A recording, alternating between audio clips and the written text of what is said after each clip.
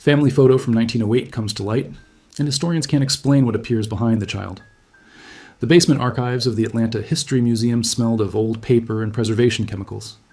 David Richardson moved carefully between rows of filing cabinets, his practiced hands sorting through boxes of donated photographs that had arrived last week from an estate sale. At 42, he'd spent 15 years as the museum's chief archivist, cataloging thousands of images that documented the city's complex history. He opened a box labeled Auburn Avenue Collection, early 1900s, and found it filled with photographs wrapped in tissue paper. Auburn Avenue had been the heart of Atlanta's prosperous black community in the early 20th century, home to businesses, churches, and families who'd built wealth and influence despite rigid segregation. David unwrapped the photographs one by one, making preliminary notes about each image. Most showed typical scenes: church gatherings, business establishments, family portraits. Then his hands touched a larger photograph, roughly 10 by 12 inches, mounted on thick cardboard backing. The image showed a handsome black family posed in front of a substantial two-story house. The father stood tall in a dark suit, his posture dignified and proud. The mother wore an elegant white shirtwaist and dark skirt, her hair styled fashionably. 3 children stood with them, 2 boys in matching sailor suits and a young girl in a white dress with ribbons, perhaps 6 years old. What struck David immediately was the quality of everything in the photograph.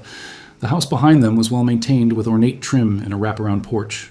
The family's clothing was expensive, tailored, not the simple garments often associated with black families in historical photographs.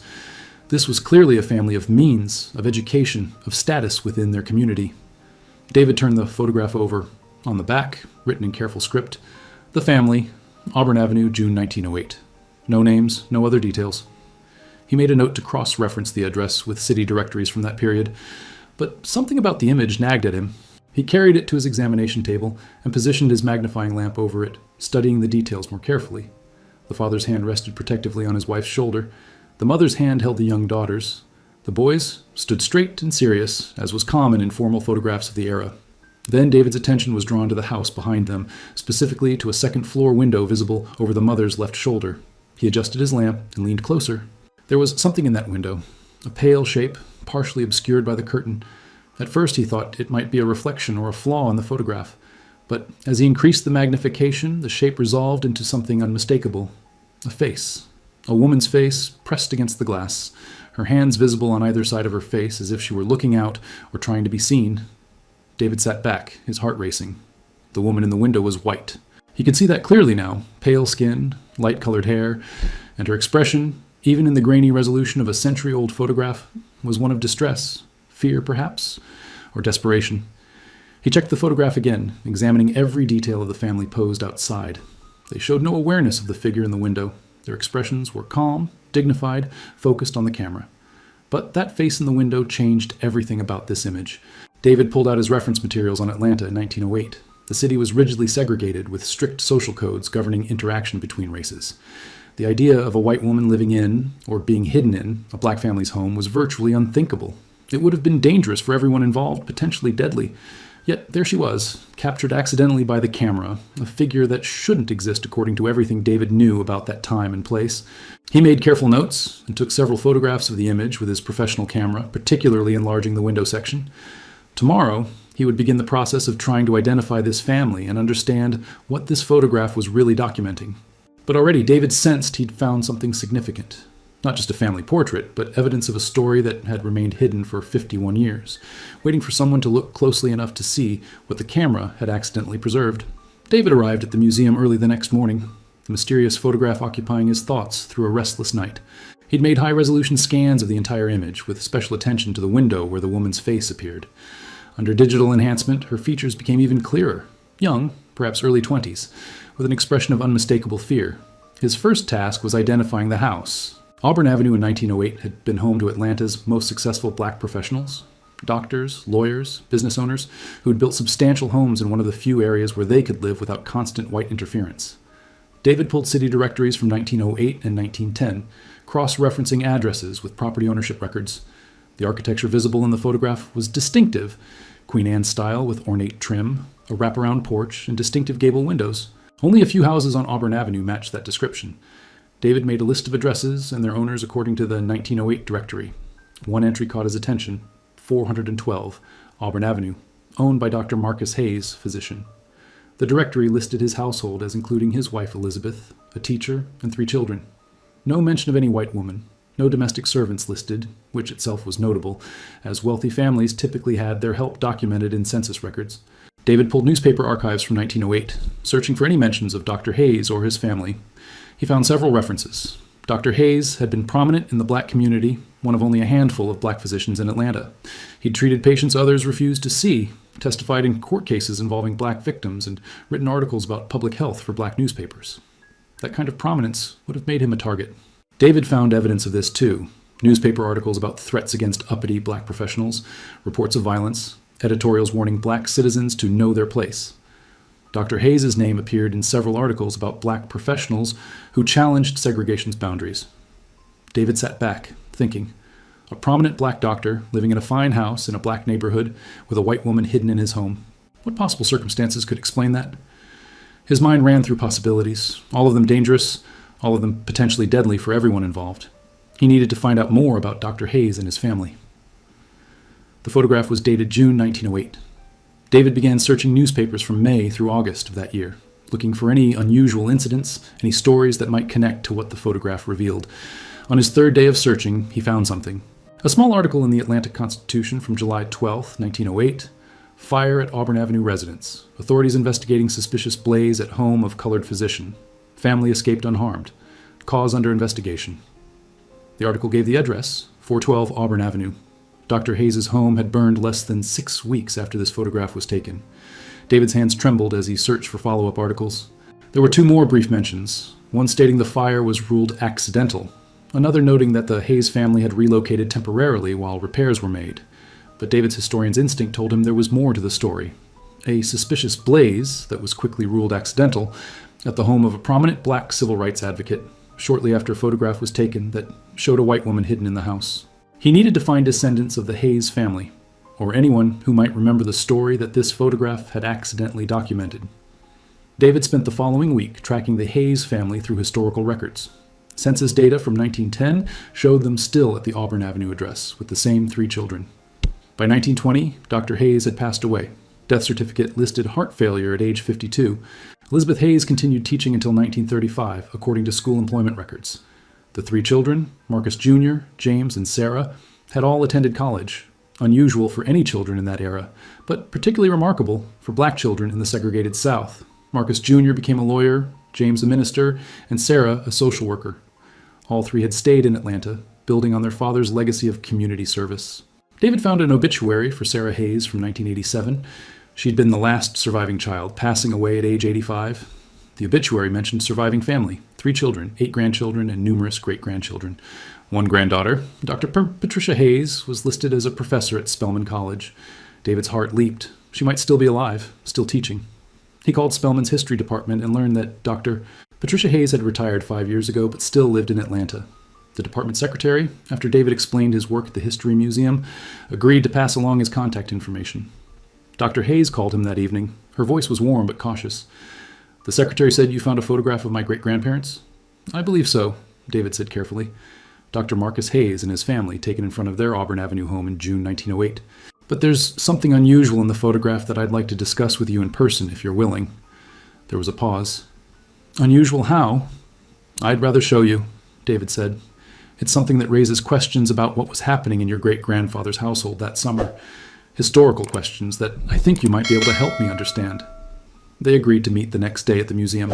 David spent the evening preparing, making prints of the full photograph and detailed enlargements of the window where the woman's face appeared. He gathered all the research he'd compiled about Dr. Hayes, the fire, and the family's history. Dr. Patricia Hayes arrived promptly at 10 o'clock. She was a woman in her 60s with the same dignified bearing David had noticed in the original family photograph. He led her to a private viewing room where he'd laid out the materials. "This is your great-grandfather's family," he said, showing her the photograph. Patricia leaned over it, her expression softening. "I've never seen this picture. My grandmother Sarah spoke about her childhood, but photographs were rare. They lost many possessions in a fire." She looked up sharply. "You mentioned something unusual?" David showed her the enlargement of the window. Patricia stared at it for a long moment, her face going pale. "Is that—" "A white woman," David confirmed. "In the second-floor window of your great-grandfather's house, visible in the background of this family portrait." I've researched extensively, and there's no record of any white person living in or working for your great-grandfather's household. Yet she's clearly there, and her expression suggests distress. Patricia sat down heavily. She was quiet for so long that David began to worry he'd upset her. Then she spoke, her voice barely above a whisper. My grandmother told me a story once when I was in college studying history. She made me promise never to repeat it while certain people were still alive, but everyone from that generation is gone now. She looked up at David. She said her father saved a white girl's life in 1908, and it nearly destroyed their family.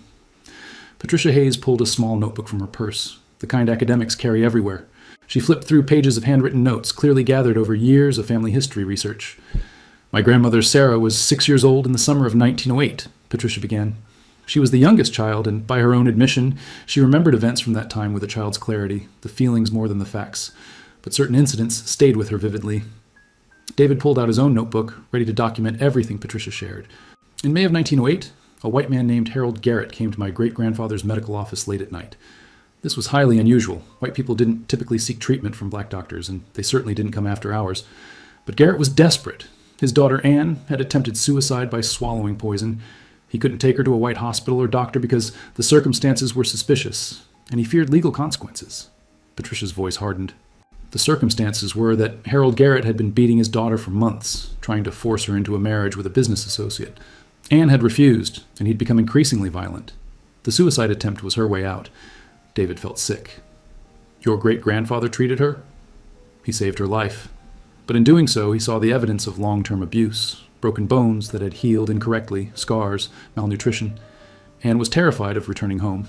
She begged my great-grandfather to help her escape. So he hid her, David said, understanding dawning. Patricia nodded. In the South, in 1908, with strict segregation and social codes, who would think to look for a white girl in a black family's home? It was brilliant precisely because it was unthinkable. But it was also incredibly dangerous. If discovered, my great-grandfather could have been lynched. His entire family could have been killed. The black community's relative safety in that neighborhood could have been destroyed by white mob violence. She pointed to the photograph. This picture was taken in early June, about 3 weeks after Anne arrived. My grandmother said Anne stayed in the upstairs guest room, kept away from windows, never seen by visitors. The family told curious neighbors they had a sick relative visiting. In a close community, people accepted that explanation and didn't pry. But she appeared in this photograph, David said. Accidentally. My grandmother remembered the day clearly. A photographer had come to take a family portrait. My great-grandfather wanted to document their home and family before the boys went to boarding school that fall. Anne had been instructed to stay away from windows during the session, but apparently she watched anyway. The photographer never noticed, focused on positioning the family in the foreground. Patricia touched the image gently. My grandmother said Anne was lonely, curious about the world outside her room. For those few minutes while the family posed, she probably felt connected to them, watching a family that treated each other with love and respect, everything her own family had denied her. David studied the woman's face in the window again, seeing it now with new understanding, not just fear, but longing. The hands pressed against the glass weren't just seeking help, they were reaching toward the kind of family life she'd never known. What happened to her? David asked. The fire in July, was that connected? Patricia's expression grew grim. Harold Garrett discovered where his daughter was hiding. My grandmother never knew how, whether he'd bribed someone or followed a lead or simply became suspicious of the black doctor who'd treated Anne. But he came with others, white men who believed they had the right to destroy a black family that dared harbor a white girl. Patricia continued, her voice steady but filled with old pain. The attack came on the night of July 10th, 1908. My grandmother Sarah remembered being woken by her mother, who was moving quickly through the house, gathering the children. She could hear men shouting outside, could smell smoke. David listened intently, imagining the terror that must have filled that house. Harold Garrett and approximately a dozen other men had surrounded the house. They were throwing rocks, breaking windows, and had started a fire on the front porch. They demanded that Anne be turned over to them immediately. But my great-grandfather knew that if he simply handed her over, she'd be returned to her abusive father, or worse, punished for disgracing her family by staying with black people. Patricia pulled out another document from her folder, a photocopied page from what appeared to be a personal diary. This is from my great-grandmother Elizabeth's journal. She rarely wrote about that night, but this entry is from a week afterward, when the family had temporarily relocated. She wrote, Marcus stood at the door and told those men that Anne Garrett was under his medical protection and would not be returned to an abusive household. They laughed at him, a black man speaking of rights and protection to white men, but he didn't move. David felt chills run through him, the courage that must have required. facing down a violent mob while protecting a white girl and his own family. The fire was spreading quickly, Patricia continued, but something unexpected happened. The black community responded. My grandmother said she remembered looking out the back window and seeing neighbors arriving, dozens of them, maybe over 100. Men and women from Auburn Avenue and the surrounding blocks, coming with buckets of water, with determination, with the understanding that if this family was destroyed, none of them were safe. They fought the fire and confronted the mob? David asked. More than that. Several of the men were veterans, had served in the Spanish-American War. They came armed and made it clear that burning this house would not be unopposed. The white mob hadn't expected organized resistance. They'd thought they could terrorize one black family without consequence. Patricia's voice filled with pride. My great-grandfather had earned immense respect in that community. He'd treated people regardless of their ability to pay, had stood up for civil rights, had helped families in crisis. When his home was attacked, the community defended him as he'd defended them. What about the police? David asked. Patricia laughed bitterly. They arrived eventually, after the community had already put out the fire and the white mob had dispersed. The official report called it an accidental fire, cause unknown. No mention of the attack, the mob, or the true circumstances. That was typical. Authorities rarely acknowledged white violence against black citizens. David looked at the photograph again, at the Hayes family standing proudly in front of their home, unaware that in just weeks they'd face this crisis. And at Anne's face in the window, the white girl whose desperate situation had sparked such violence. Where was Anne during the attack? He asked. That's where the story gets more complicated, Patricia said, and where my grandmother's memory becomes less clear. She remembers her father taking Anne down to the basement, to a hidden root cellar that connected to old tunnels, remnants of the Underground Railroad that had once helped enslaved people escape. Anne was kept there during the worst of the attack. David's historian mind raced. Underground Railroad tunnels beneath Auburn Avenue homes. It made sense. Atlanta had been a crucial junction point for people fleeing slavery, and the infrastructure that had saved lives before the Civil War apparently still served that purpose decades later. After the mob dispersed, my great-grandfather knew Anne couldn't stay. Her presence had nearly gotten his family killed, but he also couldn't simply return her to her father. Patricia carefully unfolded another document, a letter, yellowed with age, written in elegant script. This is from Anne Garrett herself, written in 1952 to my grandmother Sarah. They'd maintained contact secretly over the years. Anne wanted Sarah to know what had happened after that terrible night. She handed the letter to David, who read it carefully.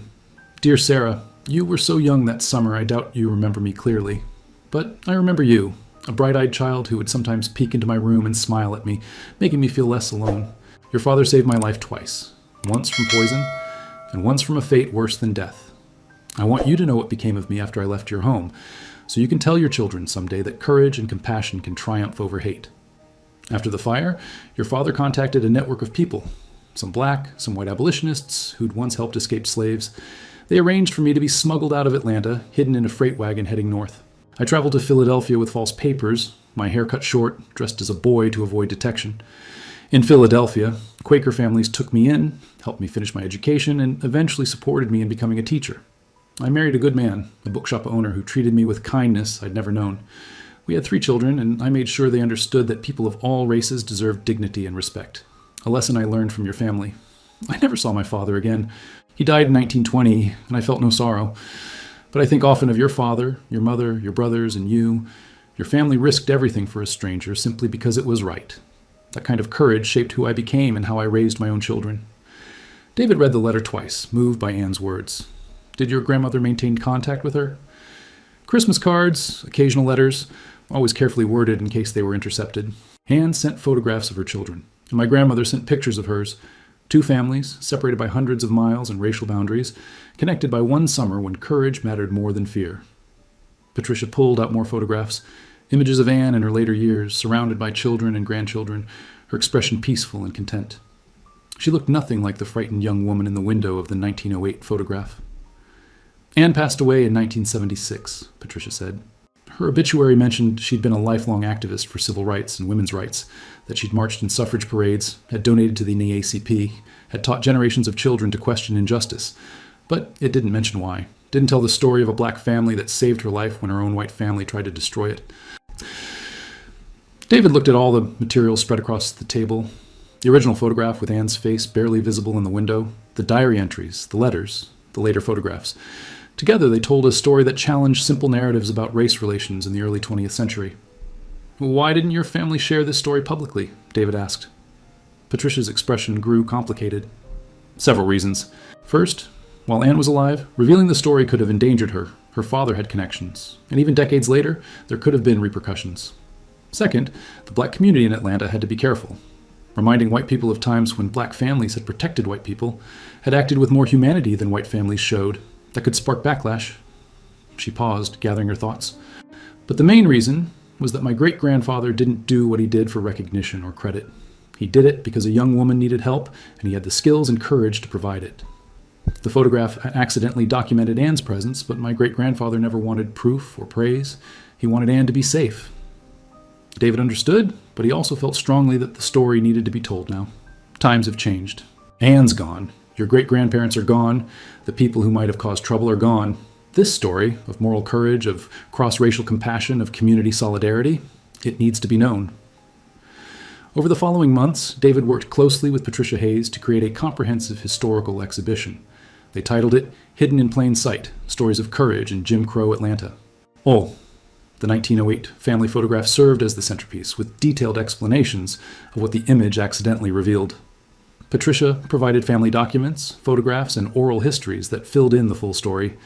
David researched the broader context, Atlanta's racial dynamics in 1908, the violence that black communities faced, and the networks that helped people escape dangerous situations despite rigid segregation. They also tracked down Anne Garrett's descendants. Anne's granddaughter, Carol, now in her 60s and living in Boston, was shocked to learn the full story of how her grandmother had escaped Atlanta. Grandmother told us she'd run away from an abusive home, Carol said during a phone call with David and Patricia. She said kind people had helped her reach Philadelphia, but she never specified who those people were or the details of her escape. I always assumed she'd been helped by white abolitionists or Quakers. She was? Patricia said gently. Eventually. But the people who saved her life initially, who hid her when it was most dangerous, were my great-grandparents. A black family who risked everything. Carol was silent for a long moment. Then her voice came through thick with emotion. I need to meet you. I need to see this photograph and hear the full story. And I need to thank your family, even though it's generations too late. Carol flew to Atlanta for the exhibition's opening. The moment she and Patricia met was emotional. Two women, one white and one black, descendants of families whose fates had intertwined during one desperate summer over 50 years ago. They embraced, both crying, both understanding that they carried forward a legacy of courage and compassion that transcended the racial hatred of their ancestors' time. The exhibition opened on a Saturday in March 1960.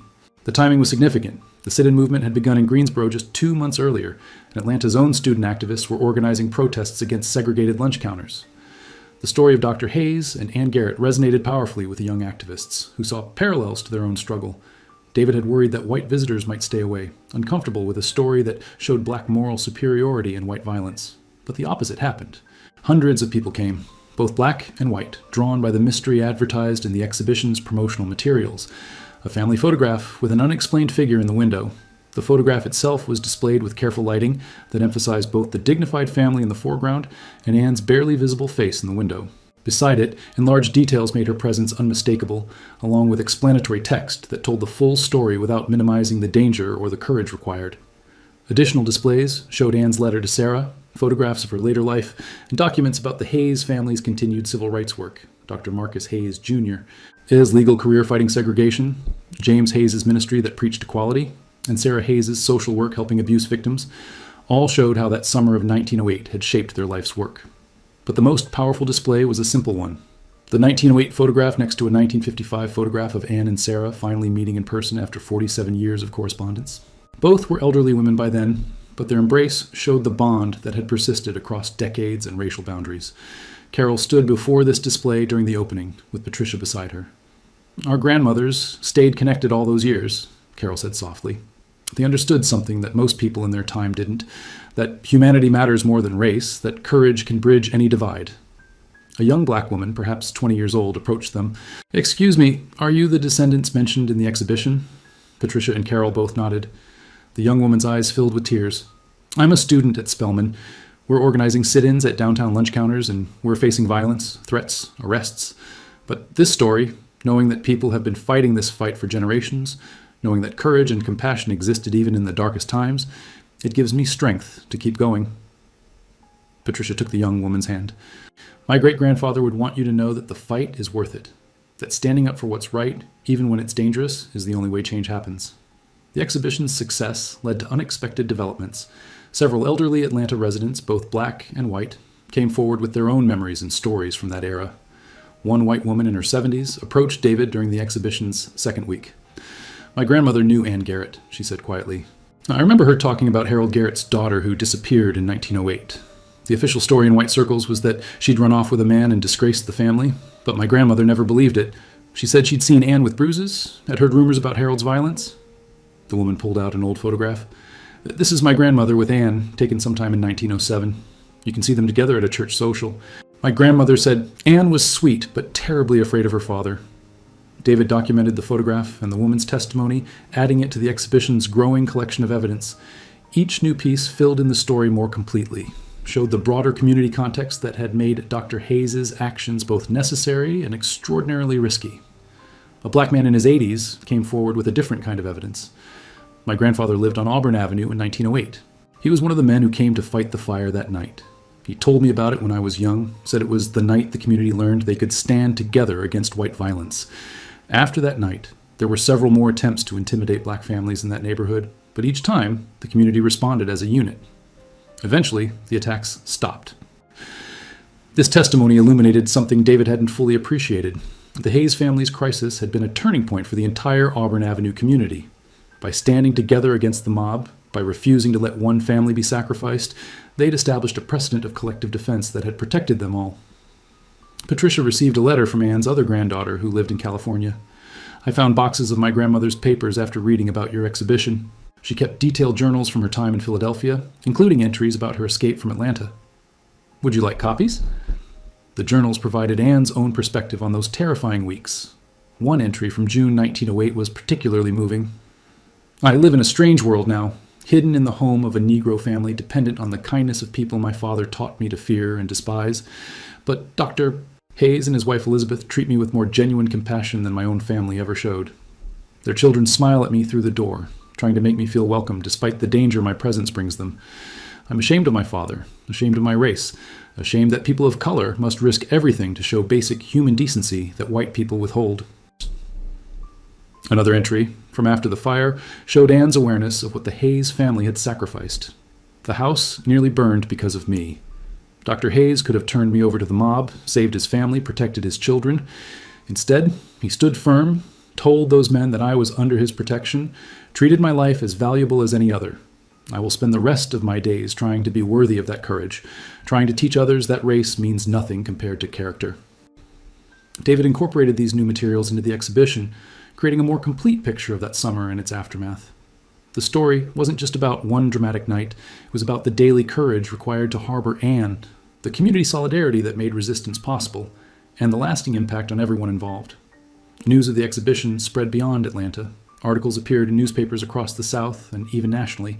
The combination of the mysterious photograph, the unexpected story it revealed, and its relevance to the current civil rights movement made it compelling to a wide audience. Some responses were hostile. David received angry letters from white supremacists who claimed the story was fabricated, who insisted that no respectable white girl would accept help from black people. But far more responses were positive, people thanking the museum for telling a story that challenged simplistic narratives about the past. 6 months after the exhibition opened, Patricia organized a special event, a reunion of descendants from both families. Anne's children and grandchildren traveled from across the country to meet the Hayes descendants in Atlanta. The museum hosted the gathering in its main hall, surrounded by the exhibition that told their shared story. Carol stood before the 1908 photograph with Patricia, both women now in their 60s, studying the image that connected their families. "I look at this picture differently now," Carol said.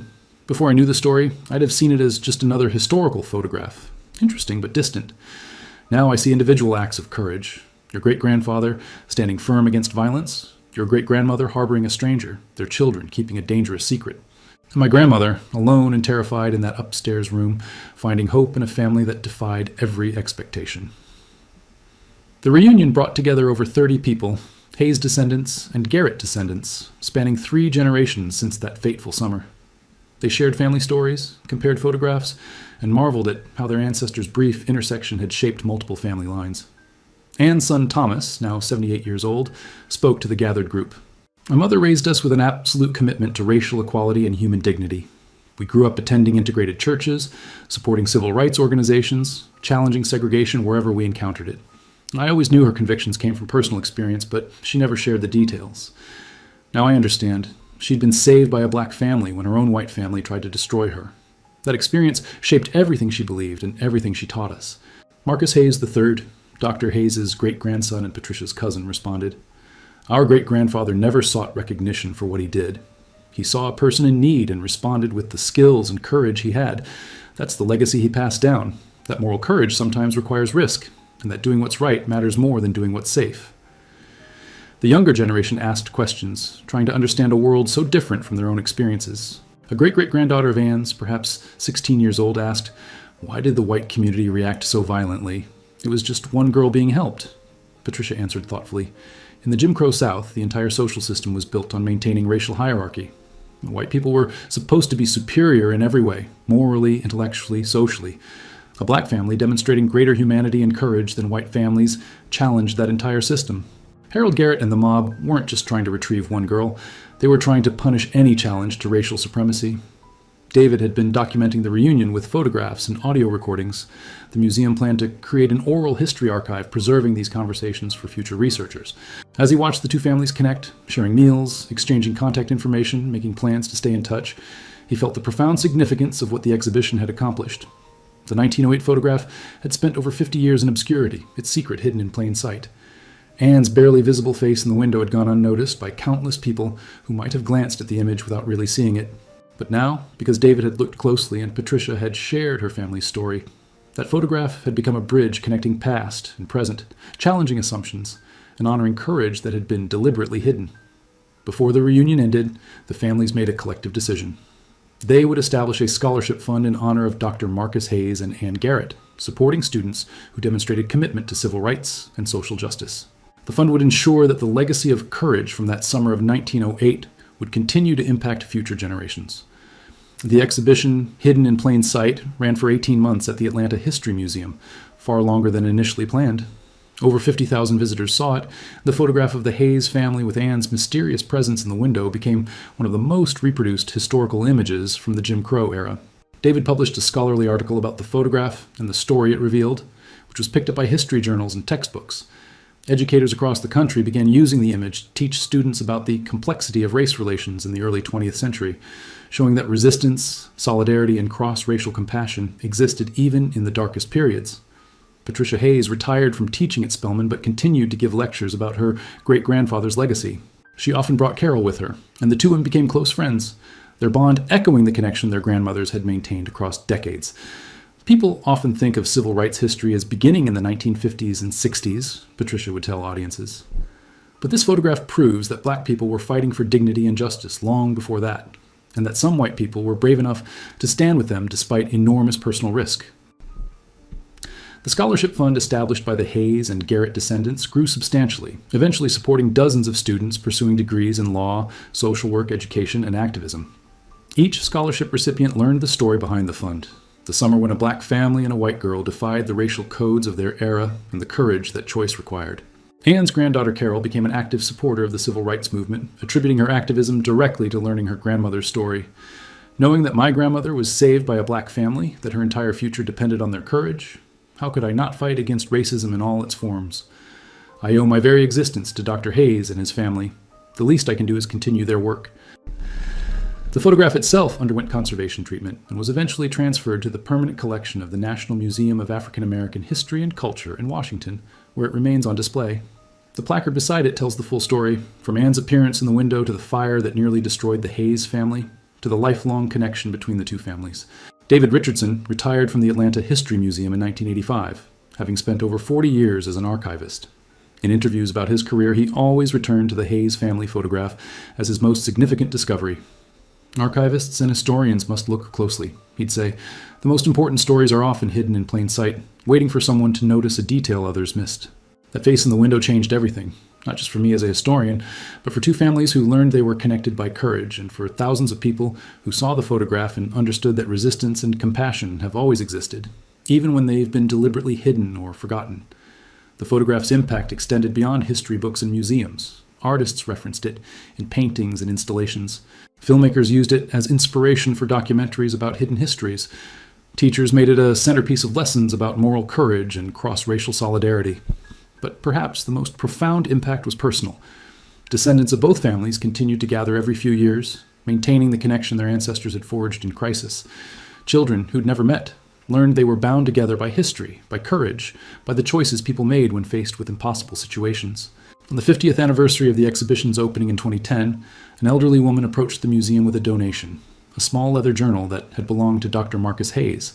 Inside were his private reflections from 1908, including this entry from the night of the fire. "Tonight, my family nearly died for the decision to protect one frightened girl. Some might say it was foolish, that I should have turned her over to save my children, but what would I have taught them by choosing safety over justice? That some lives matter less than others? That courage means nothing when it becomes difficult? No. Tonight, we stood together, my family, Anne, and our community, and proved that humanity can overcome hate. Whatever tomorrow brings, my children will remember that their father chose what was right over what was easy. That is the only legacy that matters." The journal entry was added to the museum's collection, a final piece of evidence that Dr. Hayes had understood exactly what he was doing.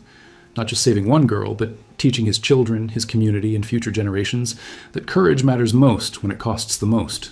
The photograph remained what it had always been, a family portrait taken on an ordinary summer day.